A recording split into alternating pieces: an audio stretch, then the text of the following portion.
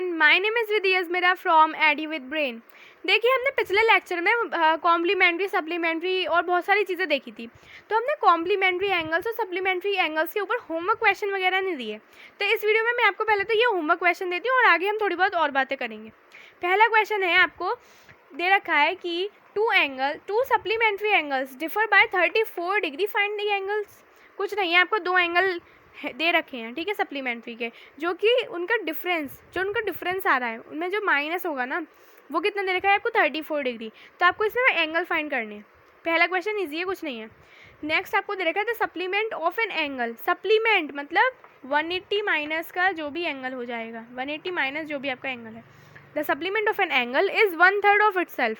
ऐसा क्वेश्चन हम कर चुके हैं, सेम उसी की तरह, कुछ नहीं है इसमें, बस हल्का सा चेंज होगा, ठीक है, ये सॉल्व हो जाएगा, कुछ नहीं है। जो सप्लीमेंट दे रखा है किसी भी एक एंगल का, वो 1/3 है इसी का ही मतलब इसी के एंगल का। आपको इसमें बताना है एंगल और उसका सप्लीमेंट। सप्लीमेंट के लिए क्या करेंगे, 180 माइनस का, भाई यही चीज़ करनी है हमको। तीसरा question, two supplementary angles are in ratio. उनका रेशियो आपको गिवन है, दैट इज़ 4:5, 4:5। अब इसमें आपको एंगल फाइंड करनी है, ठीक है, और इसी में मैं आपको ऐड करके देती हूँ टू कॉम्प्लीमेंट्री एंगल्स, और ये पूरी चीज़ सेम आर इन रेशियो 4:5। यहाँ सप्लीमेंट्री के लिए अलग सॉल्व कीजिएगा और फोर्थ क्वेश्चन डाल के आप कॉम्प्लीमेंट्री के लिए अलग सॉल्व कीजिएगा। इसका स्क्रीनशॉट लीजिए और इसको सॉल्व कीजिए और अपनी नोटबुक पे करिए। और अगर आपको नहीं आता है तो प्लीज़ कमेंट करिएगा, मैं आपको इसकी एक सेपरेट वीडियो बना के दूँगी, मैं अभी भी बोलती हूँ, प्लीज़ कमेंट करिएगा, ओके। तो चलिए अब हम लोग कुछ इंपॉर्टेंट चीज़ें डिस्कस कर लेते हैं। पहला आपका दे रखा है एडजेसेंट एंगल, ठीक है, हम देखेंगे एडजेसेंट एंगल क्या होता है। दूसरा आपको दे रखा है लीनियर पेयर, ठीक है, इनमें हल्का सा डिफरेंस होता है। चलिए सबसे पहले हम समझते हैं व्हाट आर एडजेसेंट एंगल्स। इसके लिए आप कंडीशन लिखिएगा, हेडिंग डालिएगा, इसकी कंडीशन क्या है। कंडीशन डाल के आप लोग लिखिए कि two angles are said to be adjacent एंगल। मैंने इसको शॉर्ट में लिख दिया एडजेसेंट एंगल इफ़। अब मैं यहाँ इसकी कंडीशन लिख के बताती हूँ। पहली कंडीशन आपको होगी इसकी, that is they have a common vertex, या फिर आप बोल सकते हैं दे हैव सेम वर्टेक्स, पहली कंडीशन। दूसरी कंडीशन क्या हो जाएगी इसकी, they have a common arm. मतलब वर्टेक्स क्या, आर्म क्या, ये सारी चीज़ें ये क्या होती हैं। तो देखिए वर्टेक्स क्या हो गई, जैसे मानिए मैंने एक ये रे ड्रॉ कर दी, ठीक है, एक मैंने ये रे मैंने ड्रॉ करी है, एक मैंने दूसरी रे एक और ड्रॉ करी है, यहाँ पर 2 रे हो गई है, ठीक है। और अब मैंने क्या किया, इसमें इसके बीच में मैंने एक और रे बना दी। क्या बना दी मैंने, एक और रे ड्रॉ कर दी। अब देखिए जो हमारी ये तीनों रे निकल रही हैं, एक कॉमन पॉइंट से, एक फिक्स्ड या फिर एक इनिशियल पॉइंट से, एक कॉमन इनिशियल पॉइंट से। तो ये जो एक इनिशियल पॉइंट हो जाता है हमारा, ये इनिशियल पॉइंट जो हो जाता है हमारा, यही हमारा होता है क्या, यही हमारा हो जाता है वर्टेक्स। क्या है ये, वर्टेक्स। तो देखिए दो एंगल को हम एडजेसेंट जब कहेंगे जब उनकी सेम वर्टेक्स हो। अब जैसे मानिए ये एंगल दे रखा है ए, यहाँ दे रखा है ये बी, और यहाँ पे है सी, ये है डी। अब देखिए यहाँ पे एंगल क्या क्या फॉर्म हो रहा है, एक एंगल तो बन रहा है ये वाला, पहला एंगल ये बन रहा है, ठीक है, और दूसरा आपका एंगल एक और बन रहा है ये, ठीक है, आपके 2 एंगल फॉर्म हो रहे हैं। अब कंडीशन क्या आती है, आपके दोनों एंगल जो होने चाहिए उनके पास एक कॉमन वर्टेक्स होनी चाहिए। जैसे एक एंगल क्या है, DCA, एक एंगल आपका यहाँ फॉर्म हो रहा है DCA, पहला एंगल, और दूसरा एंगल आपका क्या है BCD, और आपका क्या है ये DC और B। मैंने क्या लिख दिया, DCB, ये लिख दिया। अब देखिए इनकी कॉमन वर्टेक्स क्या है, C है।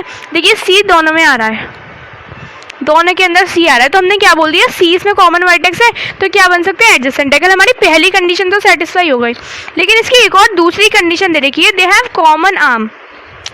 आर्म क्या होती है, हम जैसे रे बोलते हैं ना, उसी को हम आर्म बुला सकते हैं। एक ये जैसे जा रही है ये वाली रे, ये दोनों एंगल के बीच में आ रही है, मतलब जैसे हमने एक एंगल दिया है ACD वाला, मतलब DCA वाला, तो इसमें CD कॉमन आर्म है, देखिए यहाँ पे DC आ रहा है। ऐसे ही ऐसे हमारा दूसरा जो एंगल है दैट इज़ व्हाट DCB, तो इसमें क्या है DC यहाँ पे कॉमन आ रहा है। अब आप दोनों एंगल में देखिए, दोनों एंगल में DC जो है, DC दोनों में कॉमन है, तो हमने क्या बोल दिया, ये हमारे कॉमन आर्म है। क्लियर हो गया। तो एडजेसेंट एंगल के लिए एक आप दोबारा से एक रफ इजी सा अच्छा सा फिगर बना लीजिए। ये तो रफ था, ठीक है। अब देखिए मैंने क्या कहा, अगेन मैं बता देती हूँ। एक आपके पास जैसे रे दे रखी है, ये इसे नाम दे दीजिए B, इसको दे दीजिए A, ठीक है। अब आपको दूसरा इसमें एक और रे दे रखी है, इसमें ये वाली रे दे रखी है, ठीक है। अब इसमें आपको दूसरा पॉइंट क्या दे रखा है, जैसे ये देखिए ये है आपका C, ठीक है। और इसमें क्या है, यहाँ पे मैंने एक और रे ड्रॉ कर दी, जैसे यहाँ पे ये वाली रे है, ये है D, ठीक है। ये क्लियर हो गया। अब इसमें जैसे आपको मैंने क्या कहा था, ये एक पेयर बन रहा है और ये एक पेयर बन रहा है, ठीक है। और इसमें ये हमारी क्या हो गई, कॉमन आर्म, क्या हो गई, ये हमारी कॉमन आर्म। ये क्या है, हमारी कॉमन या सेम वर्टेक्स। ये चीज़ अब आपको क्लियर हो गई होगी कि एडजेसेंट एंगल क्या होते हैं, ठीक है। अब हम देखते हैं लीनियर पेयर क्या हो जाते हैं। लीनियर पेयर में बस एक डिफरेंस है, क्या है वो डिफरेंस, लीनियर पेयर में ये डिफरेंस है, non common arm should be a straight line. अब सबसे पहला सवाल, नॉन कॉमन आर्म ये चीज़ क्या है, नॉन कॉमन आर्म ये चीज़ क्या है। नॉन कॉमन आर्म का मतलब क्या हो गया, नॉन कॉमन रे बोल सकते हैं हम। अब जैसे कि ये वाला फिगर था आपका, इसमें आपकी कॉमन आर्म ये है, क्या है, AD कॉमन आर्म। अब इसमें नॉन कॉमन आर्म क्या है, AB और AC, मतलब जो कॉमन ना आ रही हो, तो इसमें ये और ये वाली नॉन कॉमन आर्म बनती हैं, क्या बनती है, नॉन कॉमन आर्म फॉर्म करती हैं, ओके। अब देखिए आपको इसमें क्या है, नॉन कॉमन आर्म जो होनी चाहिए वो स्ट्रेट लाइन में होनी चाहिए। देखिए यही सेम फिगर रहेगा इसका, एक रे आपने ये बना दी, ठीक है। दूसरी रे आपने कैसे बनाई, कॉमन रे आपने जैसे मानी है ये बना दी। अब इसमें आप जो तीसरी रे बनाएंगे वो एक स्ट्रेट लाइन होनी चाहिए। अब जैसे आपने पहली रे बनाई है उसी के जस्ट स्ट्रेट में खींचनी चाहिए, ठीक है। तो ये जैसे कि ये देखिए ये पूरी स्ट्रेट लाइन फॉर्म होनी चाहिए, ठीक है, स्ट्रेट लाइन में होनी चाहिए। तो हम इसे क्या बोलेंगे, ये एक लीनियर पेयर फॉर्म करता है। इसमें ये चीज़ है और ये चीज़, हमारे दो एंगल, इसे A नाम दे दीजिए, इसको B, इसको C और इसको D। मतलब कंडीशन में एक बदलाव आया है, क्या, यहाँ पे एडजेसेंट एंगल में क्या था, यहाँ पे non common arm straight line हो, हमें इससे कोई मतलब नहीं है। लेकिन लीनियर पेयर में ये कंडीशन है कि वो स्ट्रेट लाइन होंगी जब हमारे दो जो रे हैं या फिर जो हमारी दो नॉन कॉमन आर्म है वो स्ट्रेट लाइन फॉर्म करेंगी, तभी हम क्या बोलेंगे कि वो लीनियर पेयर है। आई होप आपको ये चीज़ समझ आ गई होगी, क्लियर हो गया। जैसे कि मानिए एक आपको रे दे रखी है, ये आपको एक रे दे रखी है, ठीक है। दूसरी एक आपको रे दे रखी है यहाँ पे ये वाली, तीसरी ये दे रखी है, ये किसका एग्जाम्पल हो गया, एडजेसेंट एंगल का हो गया। और जैसे मानिए अगर आपको एक ये वाली रे दे रखी है, ये एक पूरी एक रे दे रखी है और इसी के नीचे एक और रे दे रखी है, ये इसका हो गया कॉमन पॉइंट, यहाँ पे ये फॉर्म हो रहा है।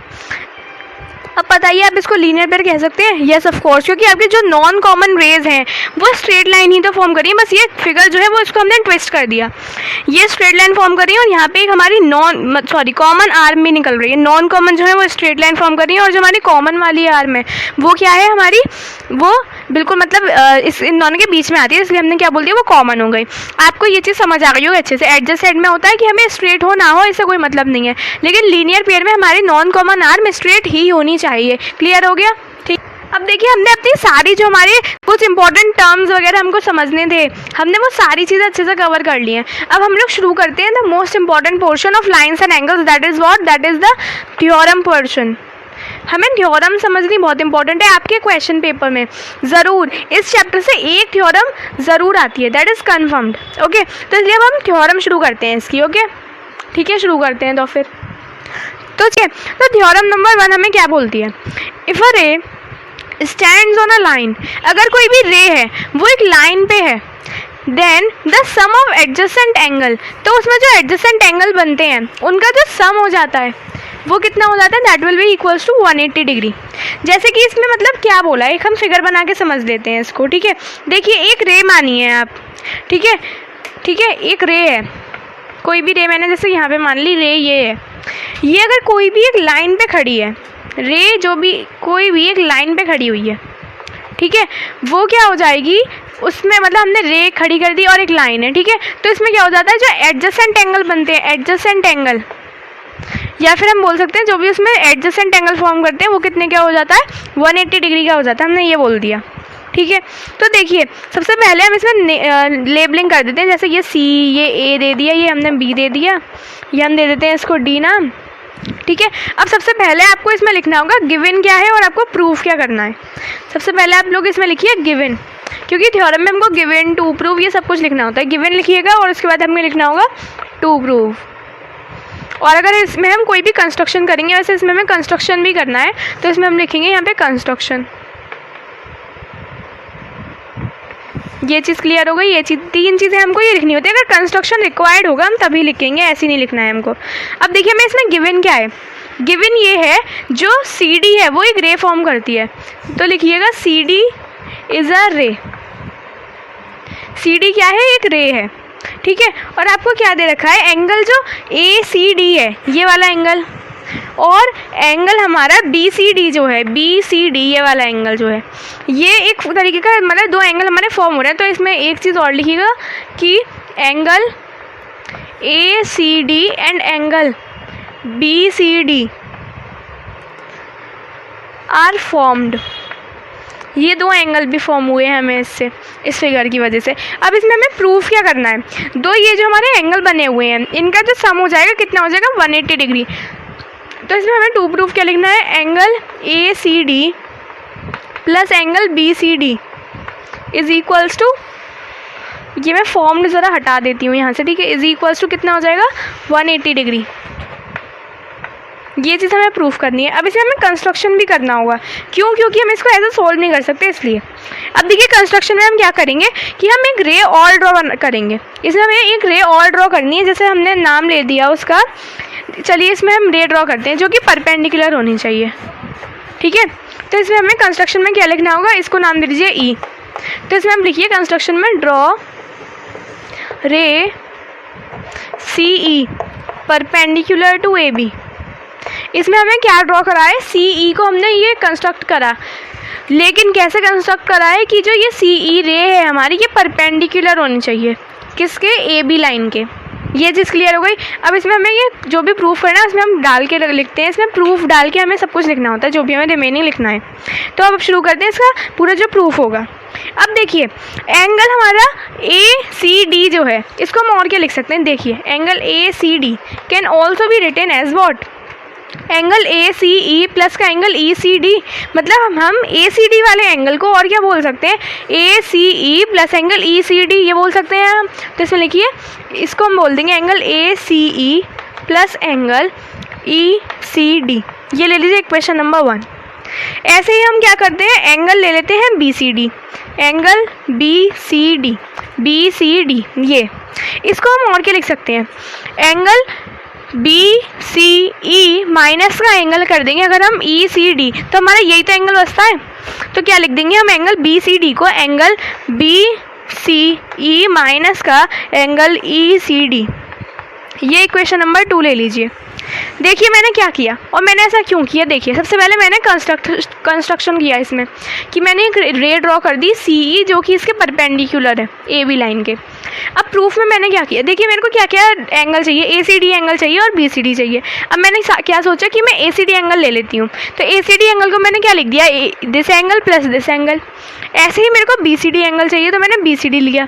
बी सी डी को मैं क्या लिख सकती हूँ, ये जो हमारा एंगल फॉर्म हो रहा है इसको मैं और क्या लिख सकती हूँ, ये वाले एंगल में से ये पूरा जो बड़ा एंगल फॉर्म हो रहा है ना हमारा ये वाला, इसमें से अगर मैं इसको इतने छोटे को माइनस कर दूँगी तो ये मेरा यही बचेगा। मैंने इसको ऐसे ब्रेक करके लिख दिया। अब देखिए मुझे ए सी डी और बी सी डी का एडिशन करना है क्योंकि मेरे को प्रूव करना है कैसे भी करके, ठीक है। तो मैं क्या करती हूँ, मैं लिख दूँगी ऐड इक्वेशन 1 and 2। मेरे को अब इक्वेशन 1 और 2 ऐड करनी है, ठीक है, क्योंकि हमें प्रूफ करना है इसलिए। तो क्या लिखेंगे, angle A C D plus angle B C D. अब देखिए जब भी हम इक्वेशन ऐड करते हैं तो हम एल एच एस को एक साथ, आर एच एस को एक साथ ऐड करके लिख देते हैं, ये चीज़ आपको पता होगी। हमने ये लिख दिया, फिर हम और क्या लिखेंगे इसमें, इज इक्वल्स टू क्या हो जाएगा, ये पूरा लिखना है हमको। अब देखिए इसमें आपका ई सी डी और ई सी डी तो कैंसिल हो गया, ये प्लस और ये माइनस, ये चीज़ क्लियर हो गई। अब इसमें बचेगा क्या, एंगल ए सी ई और प्लस का एंगल BCE, और ये माइनस का था, ये प्लस का था, मतलब प्लस माइनस कैंसिल हो गए। ठीक है, अब देखिए हमें क्या मिल गया, ACD और प्लस एंगल BCD। हमें इसमें कुछ नहीं करना क्योंकि हमें ये चीज़ तो प्रूफ के लिए चाहिए।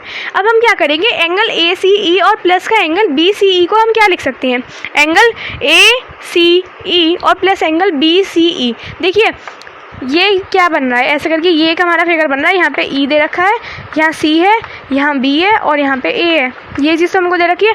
तो ये और ये हम प्लस कर दें तो ये दोनों है क्या, ये भी 90 डिग्री और ये भी 90 डिग्री। कितना हो गया 180 डिग्री। और यही चीज़ हमको प्रूफ करनी थी, देखिए इस स्टेप के बाद मैं यहाँ पे लिख देती हूँ, ये हम यहाँ से लिखते हैं। देखिए एंगल ये दोनों हमने ऐसे के ऐसे लिख दिया, angle ACD plus angle BCD is equal to क्या हो जाएगा, 90 प्लस 90, ये भी 90 और ये भी 90, कितना हो गया 180 डिग्री। और यही चीज़ हमको प्रूफ करनी थी। एक बार दोबारा रिकॉल कर लेते हैं। देखिए थ्योरम 1 में क्या था, एक रे जो होगी वो स्टैंड करती है किसी भी एक लाइन पर, एक रे स्टैंड करती है, ये रे। इसमें क्या हो जाता है, इस रे में जब भी हमारे जो एडजेसेंट एंगल का पेयर फॉर्म होता है, एडजेसेंट एंगल का जो भी ये पेयर फॉर्म होता है, ये 180 डिग्री के इक्वल होता है। अब हम क्या करेंगे, हमें गिवन लिखा, प्रूफ लिख दिया, क्या हमें प्रूफ करना है इसमें। फिर हमने कंस्ट्रक्शन किया कि ये हमने इसमें एक स्ट्रेट लाइन ड्रॉ करी। फिर हमने क्या किया, हमने ACD एंगल और BCD एंगल को, क्योंकि हमें ये दोनों चाहिए थे इसलिए हमने इनको ऐसे ब्रेक कर करके लिख दिया। फिर हमने उन दोनों इक्वेशन बनाई और उन दोनों इक्वेशन को हमने ऐड कर दिया, जिससे कि हमारा आंसर निकल के आ गया, सिंपल। अब देखिए हमने ये थ्योरम 1 प्रूव कर दी। अब जो हम इसके आगे अगर हमने क्वेश्चन वगैरह सॉल्व करे तो उसमें हम कैसे, जैसे हमें दे रखा हो कोई भी दो एडजेसेंट एंगल बनते हैं, ठीक है, तो हम उसमें क्या करेंगे, ये जैसे x है, ये वाला एक y है, तो हम इसमें ये भी कर सकते हैं, angle x plus angle y कितना हो जाता है, ये 180 डिग्री, और लिख देंगे थ्योरम 1 से हमने ये पढ़ा है। ये चीज़ क्लियर हो गई। तो थ्योरम 1 में हम क्या करते हैं, क्वेश्चन को ऐसे इजीली सॉल्व भी कर सकते हैं। ये चीज़ आपको क्लियर हो गई, ओके, ठीक है, ये हमें थ्योरम वगैरह में करना होता है, ये चीज़ आपको क्लियर हो गई।